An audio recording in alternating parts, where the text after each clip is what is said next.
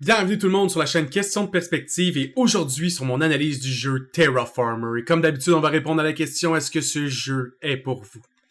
Tout d'abord, Terraformer est un jeu qui a été développé par Asteroid Lab, sorti le 9 mars 2023. Il est very positive sur Steam avec 2350 reviews. Et le jeu se trouve autour de 22,80$, donc un jeu indie pas trop cher. Et il y a souvent des rabais dessus, je l'ai moi-même eu dans un Humble Bundle, donc pour vraiment pas cher. Le jeu a les tags Simulation, Procedural Generation, Survival et Sci-Fi.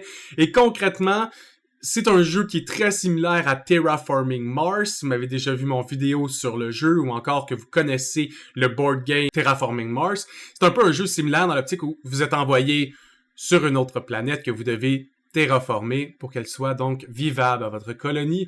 Donc on va se lancer sur les images, puis on va répondre à la question est-ce que c'est pour vous? Donc tout d'abord, vous devez choisir votre leader. Sachez que c'est pas trop important, vos leaders meurent et lèguent donc à d'autres leaders. Donc souvent au travers de la même partie, vous allez devoir choisir entre deux nouveaux leaders et donc choisir l'habilité qui fit le mieux ce que vous êtes en train de faire présentement dans le jeu. Chacun des leaders ont 3 skills. Les skills vont changer selon leur spécialisation de leader. Vous avez plusieurs ressources que je cache dans le jeu. Je vais pas toutes les passer, mais plusieurs ressources dont vous devez essayer de récolter, faire la gestion, faire la production. Et bref, essayer de rendre viable sur le long terme sur cette planète que vous essayez de terraformer. Entre autres, pour l'instant, c'est Mars. Vous avez aussi d'autres indications en haut. Ça, c'est pas vos ressources, c'est l'état de la planète. Donc, le bonheur de la population. Vous avez aussi le froid. Vous avez, mettons, l'eau, l'oxygène. Et ces chiffres-là doivent donc augmenter. Évidemment, la planète n'est pas terraformée, n'a pas d'oxygène. C'est pour ça que pour l'instant, on est dans le négatif. Certaines choses peuvent juste se faire à certains nombres d'oxygène ou d'eau. Donc, vous pouvez pas faire vivre des animaux si vous n'avez pas la quantité d'eau et la quantité d'oxygène nécessaire pour avoir de la vie animale sur la planète. Donc, certaines optiques du jeu doivent être prises en compte et certains chemins de construction doivent être pris en compte. Chacune de vos villes a un nombre fixe de choses que vous pouvez construire dedans. Donc, c'est pour ça qu'il y a les petits points ici qui vous indiquent l'emplacement. Les roches peuvent être enlevées avec un coup, évidemment. La majorité du jeu se passe dans cet onglet. À chaque tour de jeu, vous pouvez aller explorer différentes nodes. Une fois que vous savez ce qu'elle fait, vous pouvez faire l'action qui est sur celle-ci. Certaines sont juste des endroits que vous allez pouvoir construire dessus. D'autres, ça va être des endroits que vous pouvez récolter. Vous pouvez mettre des mines. Vous pouvez... Et ainsi de suite. Et plus vous allez loin, plus ça coûte cher, évidemment, à maintenir cette route, soit à faire le trajet, soit à construire sur cet emplacement. Et vous devez avoir toutes les locations de vue autour d'un endroit pour être capable d'y construire une nouvelle ville. Donc, certaines mécaniques comme ça dans le jeu qui sont très satisfaisantes. C'est pas exactement comme Terraforming Mars, mais c'est très proche.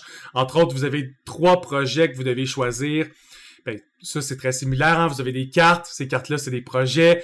Donc, un peu la même chose. Ça vous dit, c'est quoi le coût?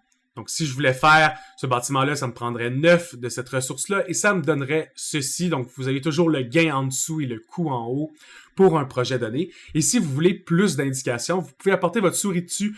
Vous allez avoir un tableau indicatif qui va s'ouvrir avec beaucoup plus d'informations. Donc, oui, il y a un certain aspect lecture dans le jeu, mais j'ai été capable de faire mon premier playthrough vraiment facilement. Je me suis pas retrouvé à lire tant que ça. Habituellement, dans certains board games, je peux me retrouver à lire vraiment plus. Il y a certaines choses que je lisais pas. Je trouvais que c'était instinctif de comprendre qu'est-ce que ça faisait et que concrètement, le jeu se passe bien. Un autre aspect du jeu que je cache encore avec ma face, mais c'est les trade routes. Donc, vous allez être capable de trader avec la Terre.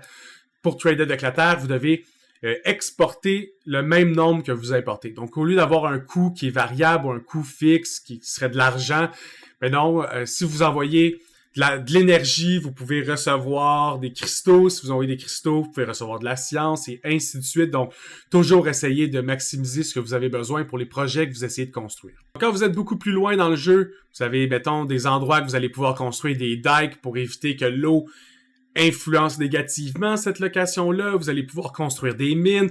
On peut voir aussi que toutes ces locations-là sont link à ma ville. Donc, toutes ces choses qui ont des lignes mauves à cette ville-là, c'est des choses qui sont exploitées par ma ville.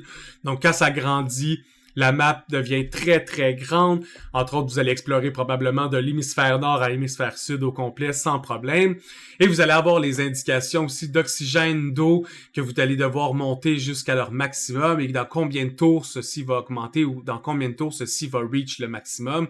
Comme on peut voir que l'oxygène, je gagne 2 par tour, j'étais à 16, donc dans 14 points d'oxygène, je termine l'oxygénation de la planète et ça va me prendre donc 7 tours. Et quand vous terminez les objectifs de votre mission, vous avez ce petit tableau de succès qui apparaît et vous pouvez tout simplement lancer d'autres missions. Vous allez pouvoir débloquer des nouveaux bâtiments, des nouvelles cartes. Il y a un petit aspect roguelike, le fun. Vous débloquez des nouveaux leaders, donc des nouveaux skills, nouvelles façons de prendre le jeu dans ses mains, de voir des nouvelles stratégies. Donc, oui, c'est un Terraforming Mars, bel aspect roguelike qui vous permet d'augmenter votre connaissance du jeu de game en game. Vous n'êtes pas vraiment asseveli sur trop de stratégies au départ, comme les stratégies se débloquent avec vos playthroughs. Donc, Terraforming Mars, je vais le classifier comme les board game jeux vidéo. Pour un board game jeu vidéo, c'est un 7.5 sur 10. Jeu très divertissant.